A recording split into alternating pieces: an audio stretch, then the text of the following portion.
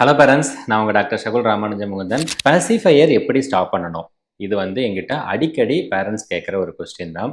ஏன்னா ரொம்ப நாளாக குழந்தைங்களுக்கு பாசிஃபையர் யூஸ் பண்ணும்போது அவங்களுடைய பல்லில் பிரச்சனை வரும், ஸ்பீச் டிலே வரும், நிறைய பிரச்சனைகள் இருக்குது. ஸோ பாசிஃபையர் எப்போ ஸ்டாப் பண்ணணும், எப்படி ஸ்டாப் பண்ணணும், அதுக்கான ப்ராக்டிக்கல் டிப்ஸ் என்னென்ன எல்லாமே நான் இந்த வீடியோவில் டீட்டெயிலாக டிஸ்கஸ் பண்ண போகிறேன். வாங்க வீடியோக்குள்ளே போகலாம்.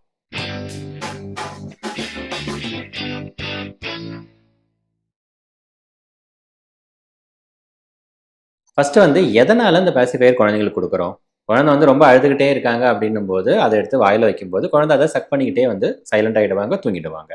ஸோ குழந்தைங்களை கம்ஃபர்ட் பண்ணுறதுக்கு சக்கிங் அப்படின்ற ஒரு விஷயம் தேவை. அதுக்காக நம்ம டைரெக்டாக எல்லா டைமும் ஃபீட் பண்ண முடியாது. ஸோ பாசிஃபையர் கொடுத்து அவங்கள பாசிஃபை பண்ணுறோம். ஸோ அப்போ பார்த்தீங்கன்னா அந்த பாசிஃபையர் அப்படின்றது நல்ல ஒரு விஷயம் தான். ஏன்னா குழந்தைங்களுக்கு அந்த காம் பண்ணுறதுக்கு யூஸ் பண்ணிக்கலாம். அதுக்கப்புறம் இந்த எஸ்ஐடிஎஸ்ன்னு சொல்லுவோம், சடன் இன்ஃபன்ட் டெத் சிண்ட்ரோம்னு, அதெல்லாம் வரக்கூடிய சான்ஸை கூட கம்மி பண்ணும். ஆனால் ஒரு குறிப்பிட்ட வயசு வரைக்கும் தான் நீங்கள் அதை யூஸ் பண்ணணும். அதுக்கப்புறம் யூஸ் பண்ணக்கூடாது. குழந்தைங்களுக்கு ஃபஸ்ட்டு 6 months வரைக்கும் நீங்கள் தாராளமாக பாசிஃபையர் யூஸ் பண்ணலாம். ஆனால் அது கூட தேனில் நினச்சி கொடுக்கறது, சக்கரை தண்ணியில் நினச்சி கொடுக்கறது அப்படின்னு பண்ணக்கூடாது. பிளைன் பாசிஃபையர் தான் வைக்கணும்.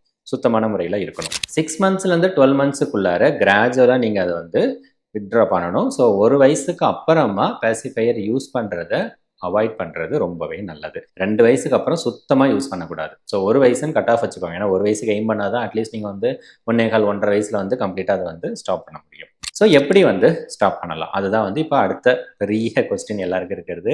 6 மாதம் வரைக்கும் நீங்கள் எதுவும் பண்ண வேணாம், விட்டுருங்க. 6 மாதத்துக்கு அப்புறமா நீங்கள் பாசிஃபையர் ஸ்டாப் பண்ண ஆரம்பிக்கும் போது ஃபஸ்ட்டு பண்ணுற விஷயம் எக்ஸ்போஷரை லிமிட் பண்ணணும். அதாவது எல்லாத்துக்கும் பாசிஃபையர் கொடுக்கக்கூடாது. நிறைய டைம் நாங்கள்லாம் பார்ப்போம், குழந்தைங்க சும்மா கிளினிக் கூட்டிகிட்டு வரும்போது, ஈவன் வெளியில் கூட பார்த்தீங்கன்னா மாலில் போகும்போது பார்ப்போம், சம்டைம்ஸ் சும்மாவே குழந்தைங்க அதை வாயில் வச்சுக்கிட்டு சுற்றிக்கிட்டு இருப்பாங்க. ஸோ அந்த மாதிரி எல்லா நேரமும் பாசிஃபையரை வாயில் வச்சுக்கிட்டே இருக்கக்கூடாது. சப்போஸ் உங்கள் குழந்தைங்க அந்த பழக்கம் இருக்குது அப்படின்னா முதல்ல டே டைம் நாப்ஸ் இருக்கு இல்லையா, தூங்குற டைமு, நைட்டு பெட் டைம் தூங்குற டைமை மட்டும் பாசிஃபையர் யூஸ் பண்ணுங்கள்.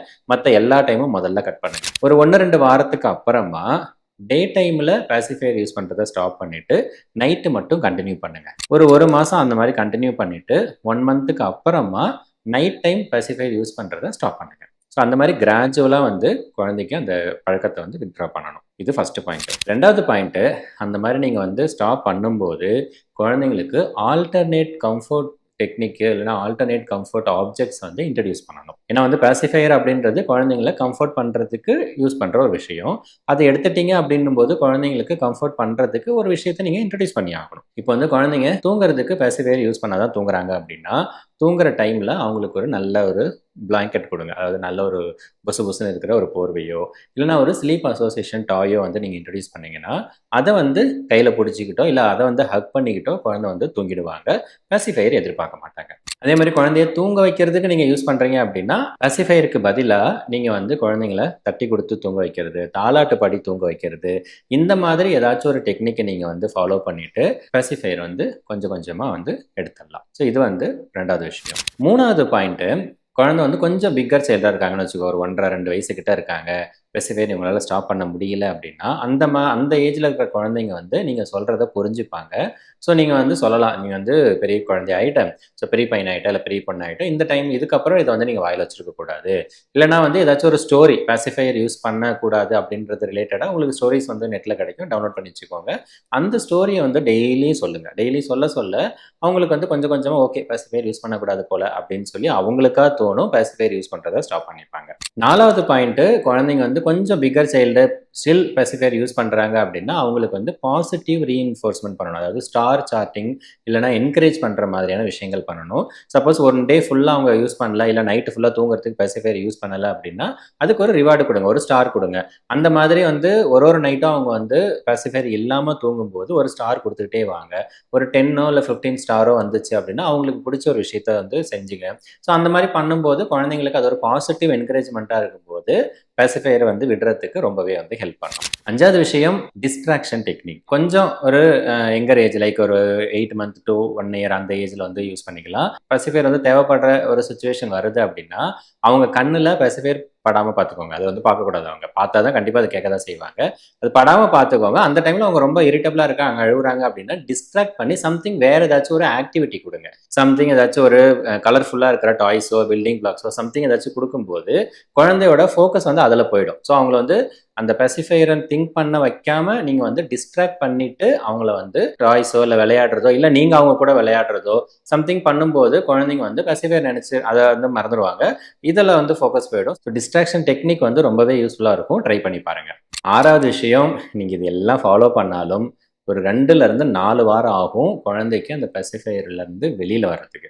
அப்போ நடுவில் ரொம்ப இரிட்டேட் ஆவாங்க, ரொம்ப அடம் பிடிச்சி அழுவாங்க, எக்ஸ்ட்ரீமாக அழுவாங்க. பட் எப்படி அழுதாலும் நீங்க வந்து உங்களோட ஸ்டாண்டிங்கான நிலப்பாக தான் இருக்கணும், கன்சிஸ்டண்ட்டாக இருக்கணும். அவங்க அழுகுறாங்களே சொல்லிட்டு கொடுத்துட்டீங்க அப்படின்னா திரும்ப அந்த பழக்கத்தை மாற்றுறது ரொம்பவே கஷ்டம். அண்ட் ஃபைனலாக ஒரு போனஸ் ஸ்டெப் என்னன்னா, குழந்தைங்களுக்கு உடம்பு சரியில்லாத அப்பயோ இல்லை காஃபு கோல்டு ஃபீவர் டைமோ இல்லை ட்ராவல் டைமில் இல்லை வேறு ஏதாச்சும் ஒரு வீட்டில் போயிருக்கீங்க, அங்கே ஒரு 1 வீக் 10 டேஸ் இருப்பீங்க அப்படின்னா இந்த மாதிரியான டைமிங்கில் பேசிஃபையர்லேருந்து வீன் ஆஃப் பண்ணக்கூடாது.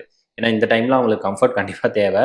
ஒன்ஸ் நீங்கள் வீட்டுக்கு வந்ததுக்கப்புறம் கொஞ்சம் கொஞ்சம் குழந்தைலாம் ஹெல்த்தியாக ஆக்டிவாக இருக்கிற டைமில் பெசிஃபையர் வந்து வீன் ஆஃப் பண்ணுறதுக்கு நீங்கள் ட்ரை பண்ணுங்கள். ஸோ ஒரு விஷயம் ஞாபகம் வச்சுக்கோங்க, பெசிஃபையர் அப்படின்றது ஃபஸ்ட்டு 6 மந்த்ஸ் வரைக்கும் ரொம்பவே யூஸ்ஃபுல்லான ஒரு டூல். பட் அதுக்கு மேலே கண்டினியூ பண்ணுறீங்க, 1 இயர்க்கு அப்புறம் கண்டினியூ பண்ணுறீங்க, 2 இயர்க்கு அப்புறம்லாம் கண்டினியூ பண்ணும்போது குழந்தைங்களுக்கு டீத் அலைன்மெண்ட்டில் பிரச்சனை வரும், ஸ்பீச் டிலே வரும், டென்டல் இன்ஃபெக்ஷன் ஆகும், காதில் கூட இன்ஃபெக்ஷன் வரதுக்கு ரிஸ்க் இருக்குது. ஸோ கிராஜுவலாக நீங்கள் வந்து அந்த பழக்கத்துலேருந்து குழந்தைங்கள வெளியில் கொண்டு வாங்க. ரொம்ப ஈஸி தான். பட் டெய்லியும் கன்சிஸ்டண்ட்டாக நீங்கள் முயற்சி பண்ணும்போது அந்த விஷயத்துலேருந்து ஈஸியாக வெளியே கொண்டு வந்துடலாம். குழந்தைங்கள எப்படி வந்து தூங்க வைக்கணும், எப்படி அவங்களா தூங்க கற்றுப்பாங்க, அவங்களுக்கு என்னென்ன ஸ்லீப் ட்ரைனிங் மெத்தடு நீங்கள் ஃபாலோ பண்ணலாம், அதுக்கான டிப்ஸு ட்ரிக்ஸ் எல்லாமே என்னுடைய ஸ்லீப் ட்ரைனிங் மாஸ்டர் கிளாஸில் நான் லைவாக உங்களுக்கு சொல்லிக் கொடுப்பேன். வெபினார் பற்றின இன்ஃபர்மேஷன் தெரியறதுக்கு ஸ்க்ரீனில் தெரிய நம்பரை காண்டாக்ட் பண்ணுங்கள். என்னோட டீம் உங்களுக்கு தேவையான இன்ஃபர்மேஷன் கொடுப்பாங்க. ஸோ இந்த வீடியோ உங்களுக்கு யூஸ்ஃபுல்லாக இருக்கும்னு நினைக்கிறேன். வீடியோ பிடிச்சிச்சுன்னா லைக் பண்ணுங்கள், ஷேர் பண்ணுங்கள். அடுத்த வீடியோவில் வேற ஒரு தகவலோடு சந்திக்கலாம். நன்றி, வணக்கம்.